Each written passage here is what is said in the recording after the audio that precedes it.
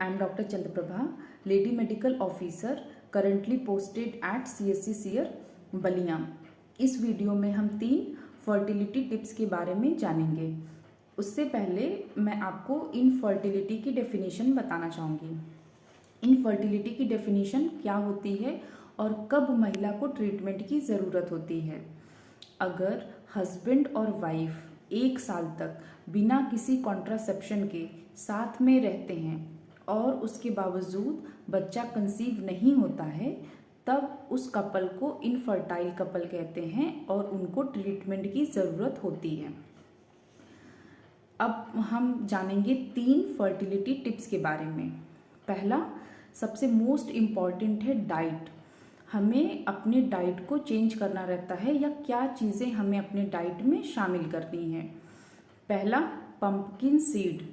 आपको जानकर के हैरानी होगी कि जो पंपकिन सीड होता है वो एक रिच सोर्स होता है जिंक का, और जिंक जो होता है वो बहुत ज़्यादा इम्पॉर्टेंट होता है स्पर्म की मोर्टेलिटी के लिए और स्पर्म के काउंट को बढ़ाने। दूसरा, हमें व्हीट जर्म ऑयल लेना है जो कि एक रिच सोर्स होता है विटामिन ई का।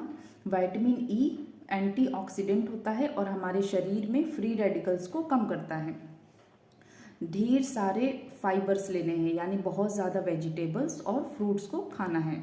हमें क्या चीज़ें नहीं खानी है, ट्रांस फैट का इस्तेमाल नहीं करना है, यानी पिज़्ज़ा, बर्गर, पैक्ड जो पैकेट में चीज़ें आती हैं, चिप्स है, कोक है, इन सब चीज़ों का इस्तेमाल नहीं करना है। क्यों नहीं करना है? क्योंकि ये हमारे शरीर में इंसुलिन की सेंसिटिविटी को डिस्टर्ब कर देते हैं। इंसुलिन जो होता है वो ओवेरियन हार्मोन से बहुत ज़्यादा सिमिलैरिटी रखता है।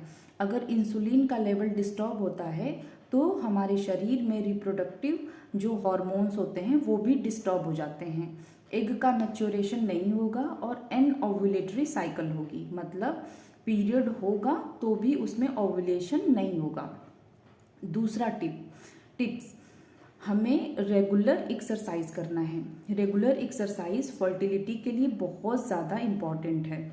दूसरा, वो हमारे बॉडी को भी स्वस्थ रखता है। तीसरी टिप्स, मेडिटेशन। रेगुलर मेडिटेशन करना है। आजकल के इन्वायरमेंट में स्ट्रेस एक मेजर फैक्टर है इनफर्टिलिटी का, और मेडिटेशन के द्वारा हम उसको कम कर सकते हैं।